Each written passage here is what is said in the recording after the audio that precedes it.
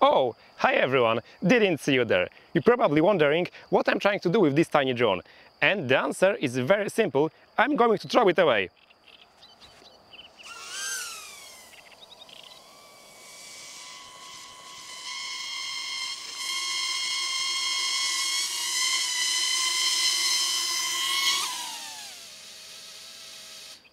Oh, look! And it also came back. Okay, so what you just saw in the silly intro is my new DIY autonomous drone project in action. This tiny thing weighs less than 250 grams, it runs on powerful Ardupilot software, and it even has fully functional Mavlink Telemetry over ExpressLRS. And besides that, I recently took this project to the biggest drone competition in Poland, and guess what? It won the first place!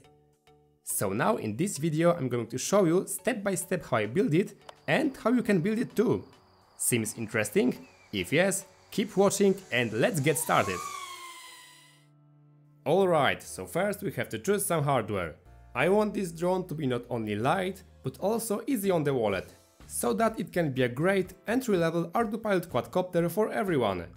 And that's why the main star of this build is the SpeedyBee F405 mini stack.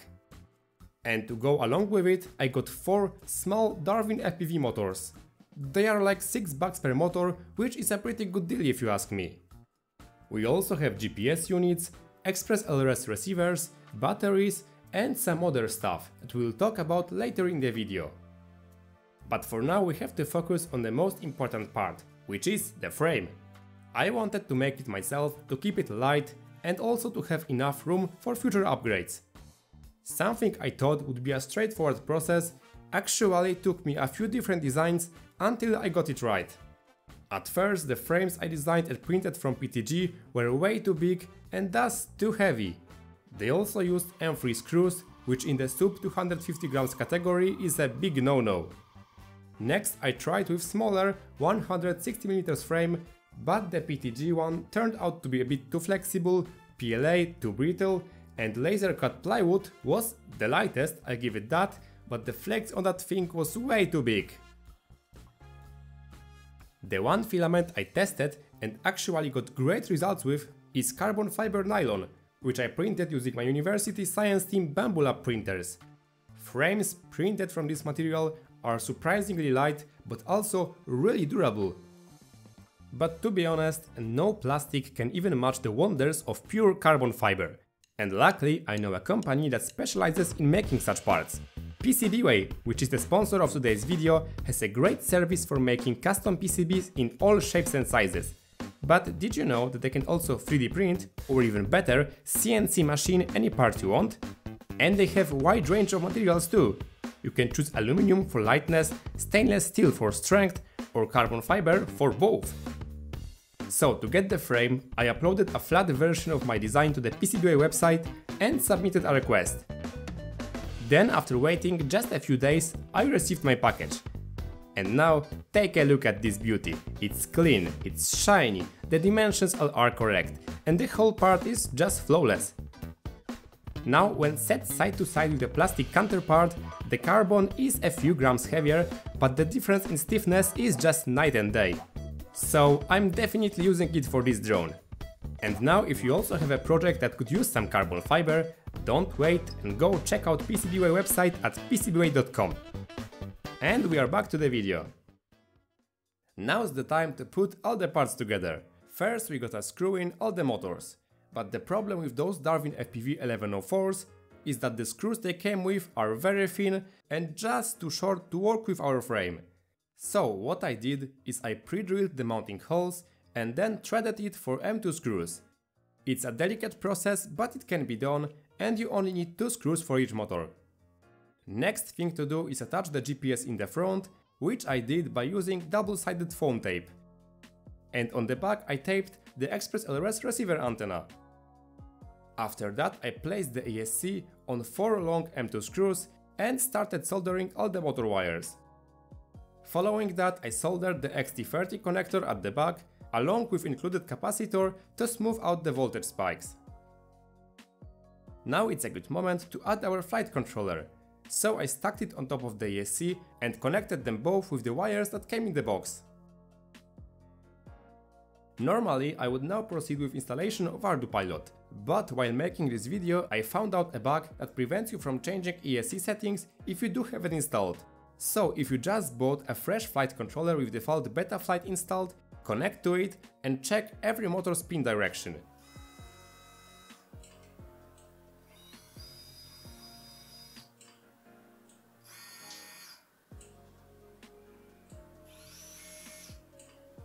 If it's wrong, then you can use BLHeli software to reprogram ESC with the correct one. Once you make sure it's all good, we can download the hex file from the Ardupilot website and then open STM32 Cube Programmer. Remember to get the drone into the DFU mode by pressing the side button, make sure your PC recognizes it as STM32 bootloader, and if it does, you can simply press connect, open the hex file and click download. And after a while, just like that, we got the fresh Ardupilot install running on our SpeeDB flight controller. Mission Planner app shows it works great, so now let's solder remaining components and start the configuration process. Here I only needed to solder ExpressLRS receiver wires, as well as both GPS and compass to the right ports. And of course, all the connection diagrams will be there in the description. Now, after securing the stack with self-locking nuts and adding a velcro strap, the whole drone weighs just about 73 grams. Not bad! And by strapping my homemade 3S lithium battery, the weight increases to 216 grams, which means we are still way below 250. Now the last thing we have to do before jumping to Ardupilot is setting up ExpressLRS radio control. To do this, we use ExpressLRS configurator app, in which you can build firmware for your chosen transmitter and receiver. Important thing is to pick a release version greater than 3.3 and also to choose the Wi-Fi flashing method. By doing so, the app will generate you two files that you need to transfer to your mobile device. Then, by waiting 60 seconds or by manually switching the Wi-Fi on, you can connect to LRS devices by choosing them on your phone. You will be then transported to the page where you can simply upload the files generated before.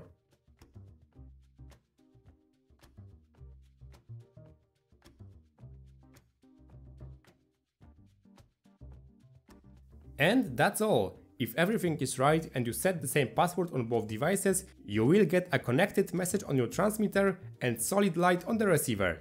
It means that both modules are now linked and we can proceed to Ardupilot stuff.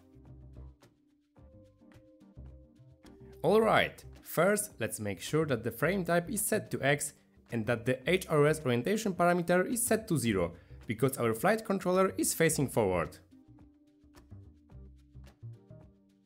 Next, in the initial tune parameter tab, we are gonna set it up for 3-inch propellers and 3S Li-ion battery pack.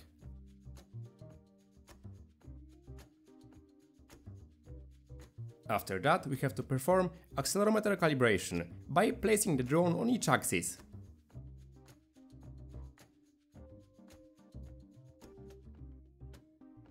Second thing we need to calibrate is the compass, and it's basically just about rotating the drone on each axis until the green bar reaches the end. Best results can be achieved by doing it outside, far from magnetic interference. When the calibration has finished, we need to reboot the flight controller and set up the GPS serial port. If it's set up right, we'll see no GPS status change to no fix. Next, there are a few parameters that have to be set in order to make ExpressLRS work with Ardupilot. All of them will be listed in the description, and after changing them, we should see our radio input in the radio calibration tab. Now we simply have to move all the sticks, switches and potentiometers to let Ardupilot know their max, min and middle position.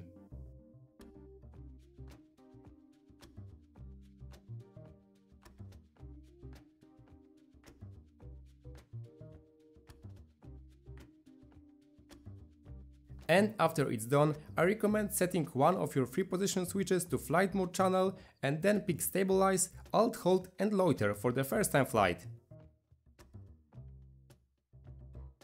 Make sure it works, and if yes, we can proceed further.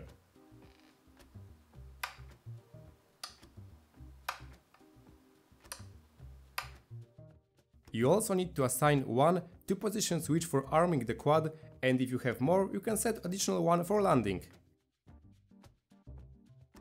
Don't forget about failsafe tab, which tells the autopilot what to do if the battery is low or the transmitter signal is lost.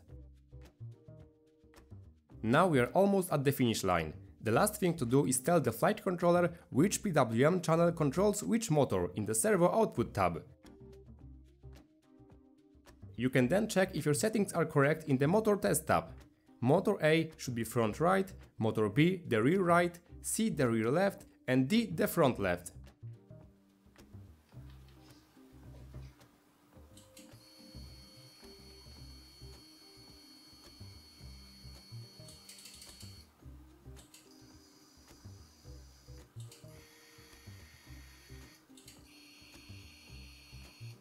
And if your motors rotate at different speeds, it's a good idea to perform ESC calibration. For my ESC, I set up D-Shot 300 and it seems to work pretty fine. Last thing to do is attach the propellers. Here I went with 3-inch triple blade probes to make the first flight more stable, but for efficiency we'll definitely want to swap them for 2-bladed ones. Final check is to see if each one of them generates downward thrust.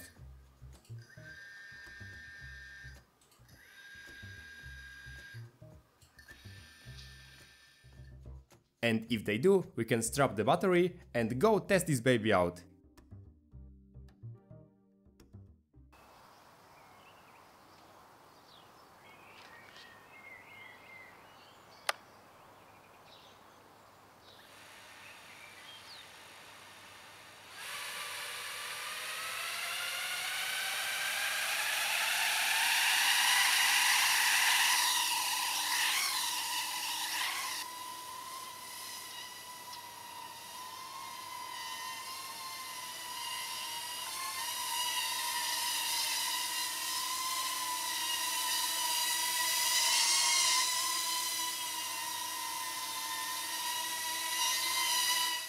Stabilize and alt-hold modes were working pretty well out of the box, but loiter initially was quite unstable.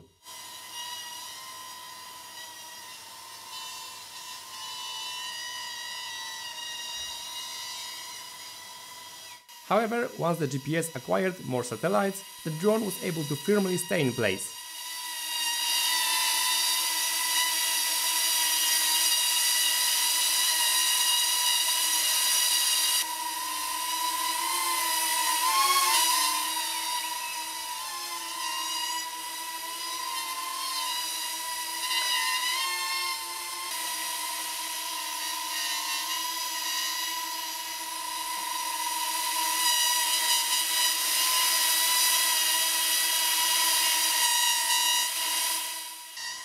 Alright, so now we are in loiter mode and let's lift it up a bit.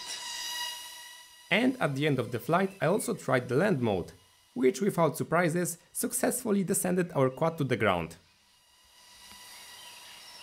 So it's pretty high right now, and now let's turn the land mode. So we are now landing.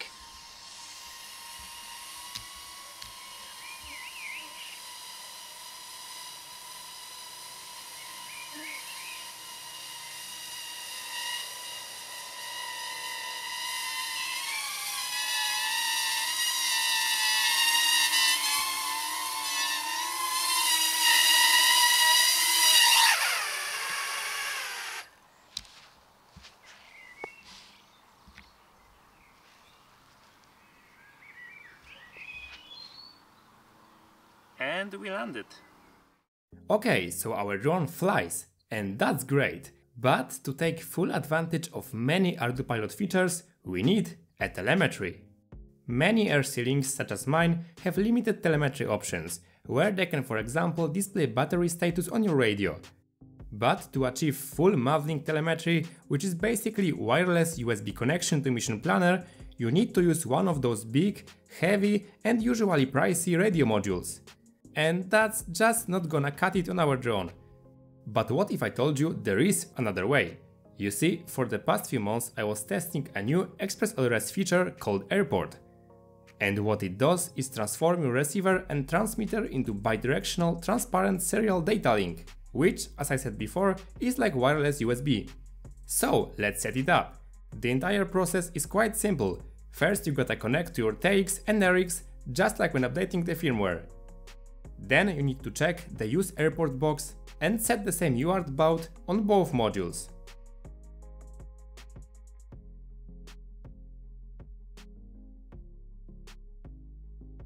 Next we need to change Ardupilot serial port settings, so we locate the parameters for our receiver and change its protocol from RCin to Mavlink, and also change the baud rate to the one that AirPort is currently using.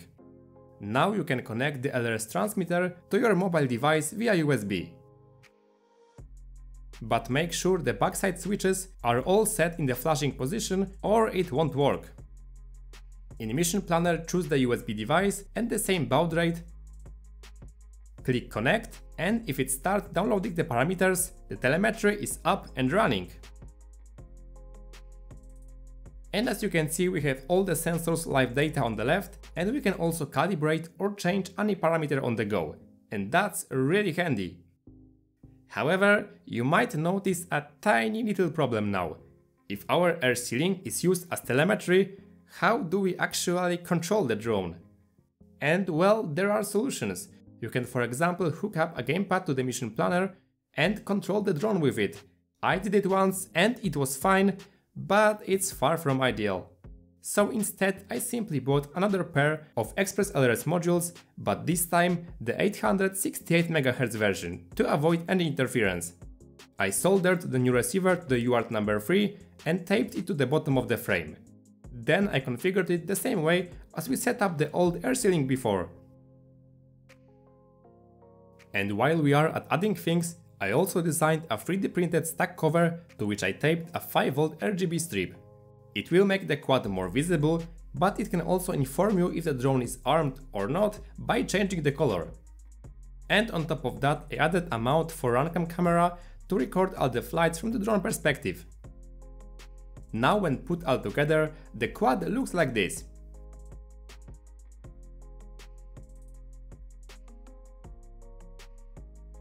I also designed a special 3D printed mounts that attach to the back of my radio and hold both ExpressLRS modules together with a 10-inch tablet for running Mission Planner. Loading up the parameters takes about 30 seconds, which is not bad. And after that we can, for example, go to the radio tab and see that both RC control as well as telemetry works as intended. We can also change flight modes straight from the Mission Planner or do it as usual using radio switches. But one of the most useful things is actually checking and modifying the mission in the Plan tab. Speaking about the mission, here is the plan. First I draw a GeoFence around an empty field, which should keep the drone contained in that area. Next I created a set of waypoints which the quad should follow at about 40 meters altitude. Then at the end of the mission, the drone will come back to the starting point and perform a landing. To make it more interesting, our quad will start the mission with the same trick from the intro, which is of course throwing. To make it work, we have to set two parameters, throw next mode to auto and throw type to 0. Now once we have it all set up, we can write both parameters and mission to the Ardupilot and give it a test. So now we are going to start the mission using the throw mode. So what we have to do is first of all set the throw mode, as you can see right here probably. It's set to throw, and now we can check our arming, and it's not arming. Why? GPS glitching. 2 very boring minutes later. Alright, so now it's red, so it's armed. And let's just start recording. The camera is recording. So let's show it out. After I throw it, it should instantly go to the auto mode and start doing the mission all by itself. So let's see if it works. I'm going to get here. And 1, 2, 3. Let's go. 1, 2, 3. Let's go.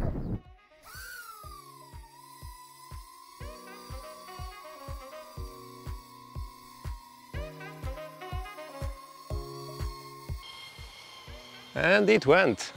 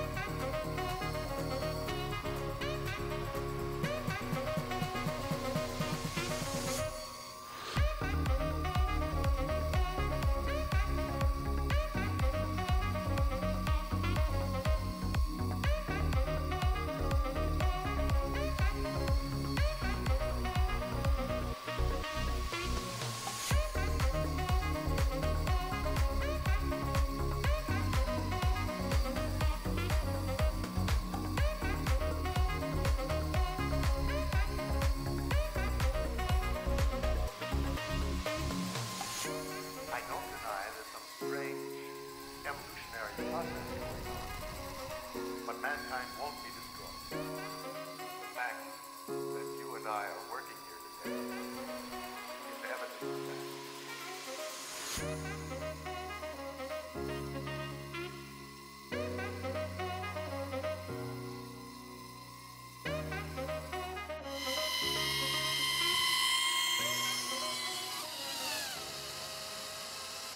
And it came back. Granted, I think I lost a signal for a while with the telemetry, but it still did its mission alright. So the flight went quite well, and the GeoFence hasn't been breached once. But I also wanted to know what would happen if we crossed the line.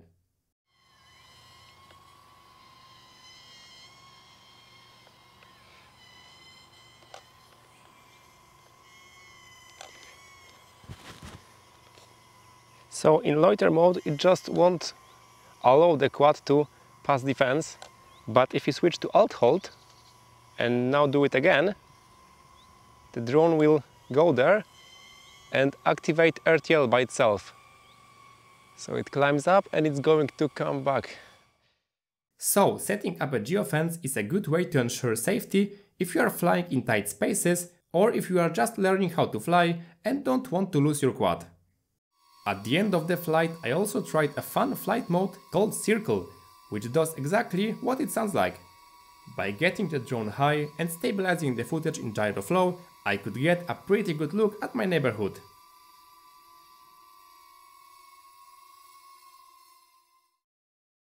Next day I went to the park from the intro to do some more flying. Here I used the circle mode to orbit around myself, and it worked fairly well.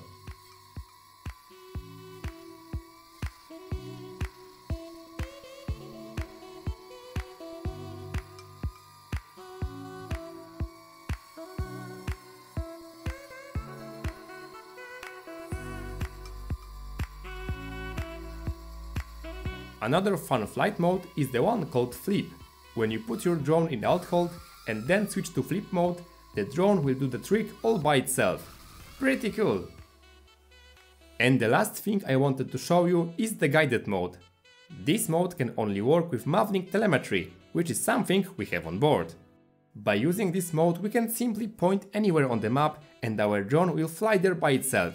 Quite useful if you are doing some kind of inspection or video recording, or if you are too lazy to touch the controller.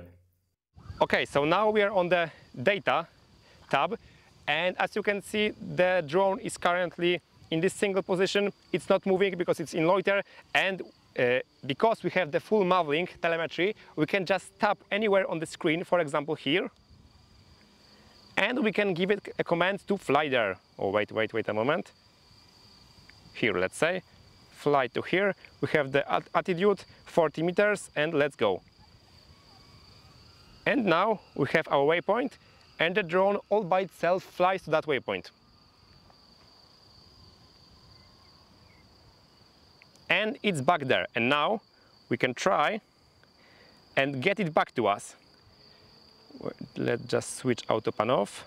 Let's get it here, fly to here, and it's coming back, as you can see on the telemetry screen.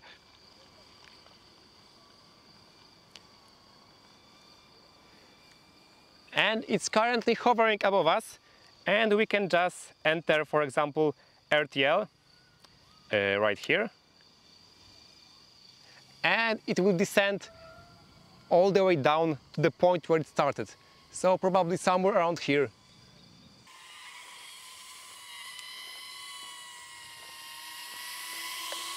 That's the power of smart RTL. Pretty cool, right? Alright, so that's all for this video. I'm really happy with how this drone has turned out. Having a quad that is sub 250 grams allows you to fly safely in most places without breaking a law. So it's a perfect machine to learn how to fly, to test some autonomy stuff on, and also to just have fun. Drone components are getting smaller and lighter every year. Recently, for example, Kadax released some ultralight FPV gimbals. So who knows, maybe for part 2 I will try to make a Mavic mini killer out of this drone. I even tested it with my Walksnail once, and it is promising. Also, ExpressLRS developers are constantly cooking new exciting updates, so telemetry will probably be much better in the future. If you are interested, I have some additional tips and thoughts about this project, but I'm just too lazy to add them to this video. So you can check the description or my Patreon page for more. By the way, I will also try to upload there some footage from the drone competition, because it's pretty crazy what we did there. It will be public, of course, but you can also support me if you enjoy my work. Also, after this competition, I have like 4 of these drones, so I'm thinking about testing some cool Ardupilot stuff like following or swarming. Would you like to see a video about that? If yes, leave me a comment and share your thoughts about this project. But for now, I'm out. Thank you all for watching, thanks PCBWay for sponsoring this video, congratulations on 10th anniversary by the way, and well, see you all soon, bye!